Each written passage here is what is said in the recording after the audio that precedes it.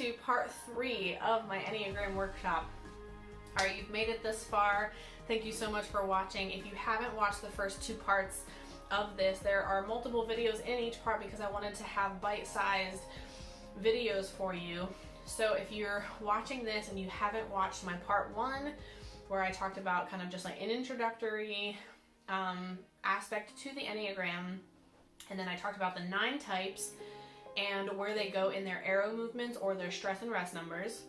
That's the part 1, and that's in a couple different segments. And then my part 2 talked about wings and subtypes. So if you didn't go watch those videos as well, make sure that you catch part 1 in all of its glory and then part 2 in all of its glory. So there's multiple videos for each of those. You're going to need that information to understand this part where I'm talking about triads.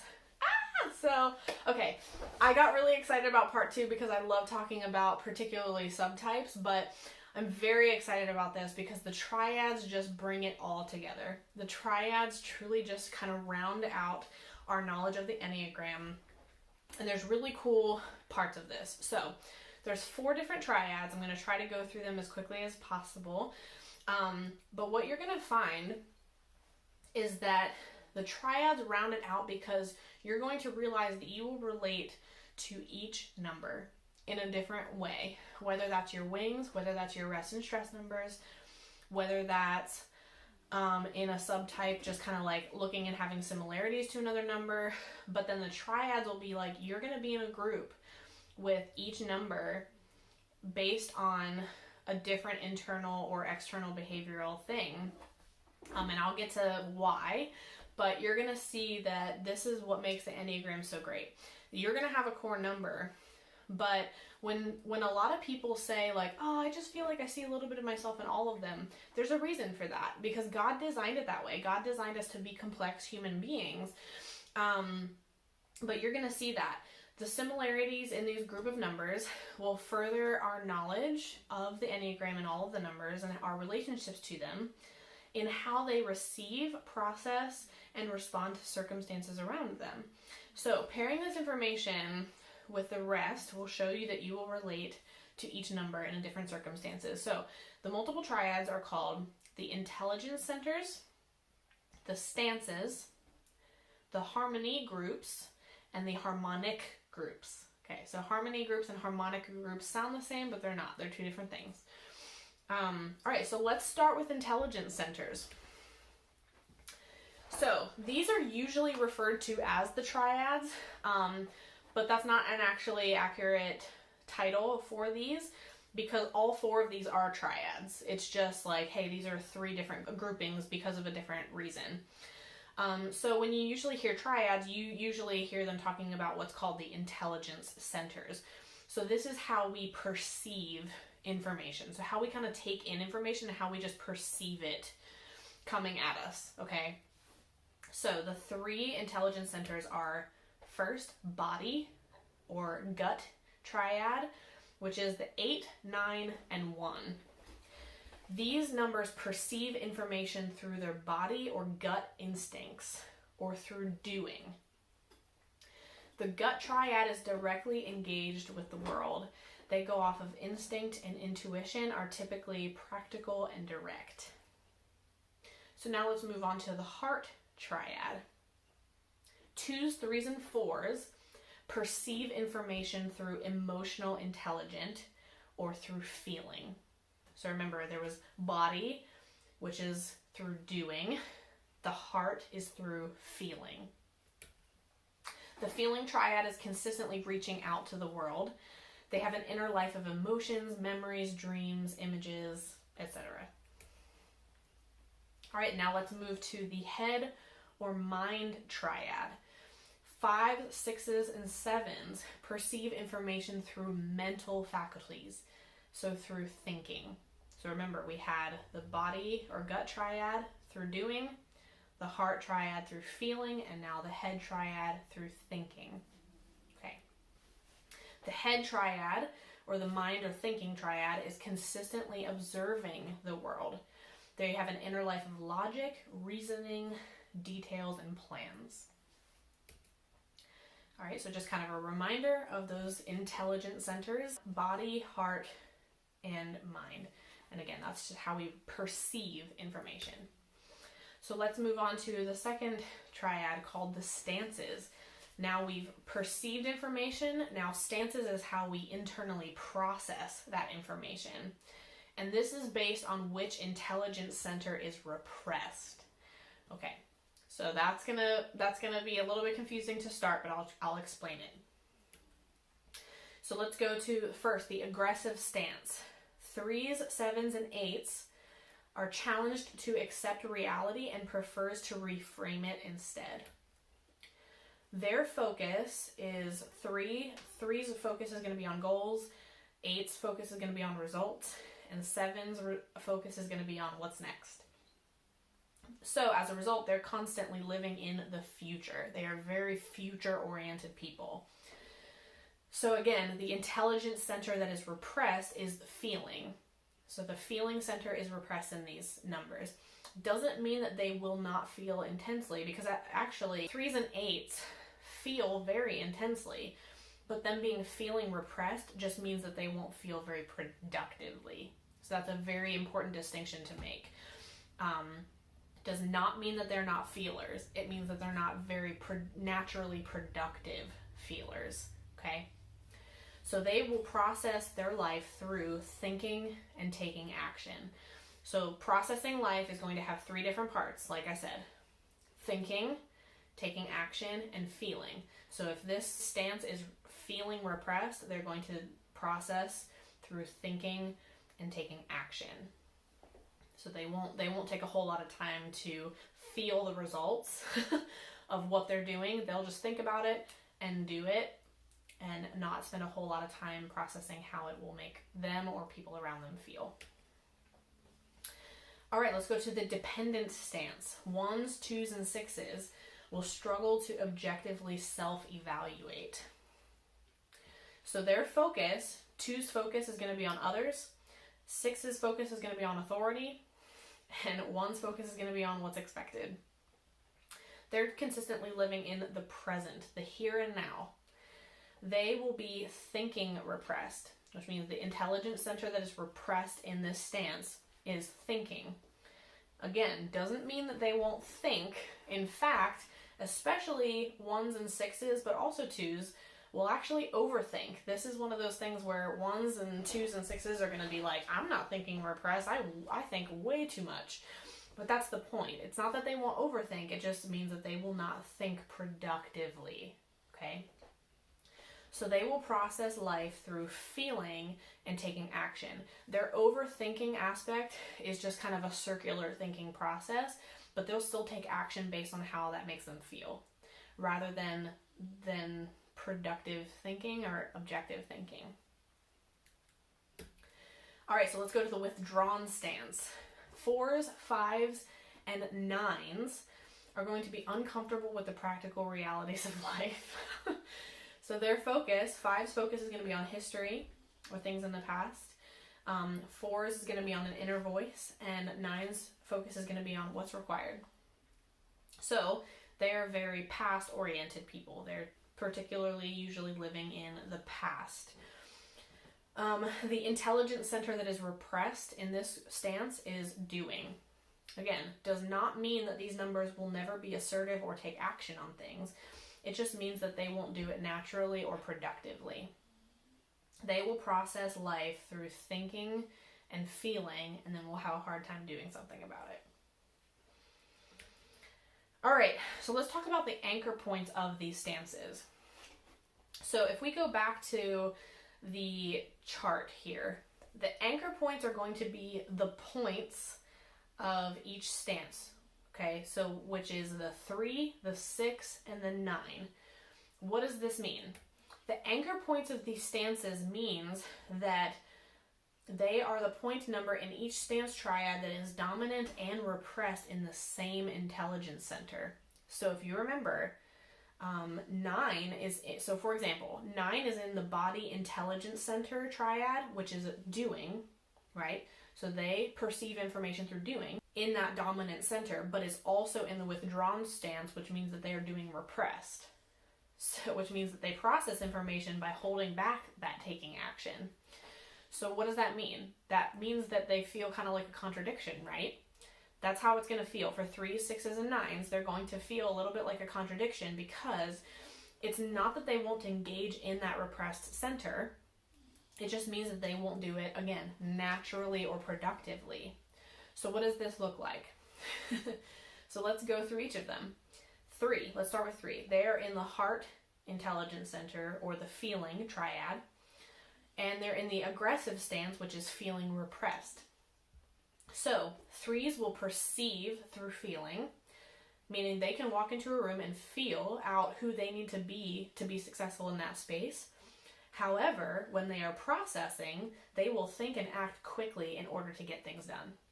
They will only be able to tap into their emotional center when slowing down enough to rest and be still, which is why it's like they will be dominant and repressed in the same center. 6s are in the head intelligence center, or the thinking center. So they'll be thinking dominant, but then they'll be in the dependent stance, which is thinking repressed. So what does this look like? 6s perceive through thinking. They will walk into a room and immediately gather information, but then they process it by feeling and doing. This is what often leads to their unproductive, worst case scenario thinking, because it's unproductive. 9s are in the body intelligence center, or the doing dominant center, but then they're in the withdrawn stance, which is doing repressed. So what does this look like? 9s perceive through intuition, but because they're asleep to their own presence, they won't recognize what their gut is actually telling them. They process by thinking and feeling, but won't step into doing until the other 2 run out. This leads to them doing unimportant things to procrastinate until they've sorted out what to do. So, I know that that's a little bit confusing. That's kind of like, all right, taking the intelligence centers and how people perceive information, and then the stances and how they process information, and the fact that 3s, 6s, and 9s can be a little bit contradictory to themselves, which kind of makes them interesting in that aspect. The 3, 6, and 9 relationship is very strong, guys, because what you're going to see is that not only do they go to each other in stress and rest, but then they're also the anchor points, or the contradictions of the intelligence center and the stances. And then, so that puts them kind of in 2 different and common combinations. And then what you're going to see in this next triad, called the Harmony Triads, is that they're in the same Harmony Triad as well. So the 3, 6, and 9 relationship is very, very strong. Just wanted to kind of point that out as an aspect to kind of think through. All right, so let's move on to the Harmony Triads. This is the way that we will relate to the world. So this is kind of 3 ways that the numbers will place themselves in their purpose in the world. So let's go to the first one, the one that I was just talking about. 3, 6, and 9 are called the pragmatists. They will feel that their place in the world is holding tightly to being down to earth. Okay, so 3s will seek to be practical and impactful. 6s will seek to be safe and secure through planning and connection. 9s will seek to be comfortable in their own space. So those are just kind of the 3 different ways that they are pragmatists and that they hold tightly to being down to earth. So their sticking point, which means kind of like their challenge or something that they need to get out of, their sticking point is by clinging only to the practical, these types lose sight of their sense of higher purpose.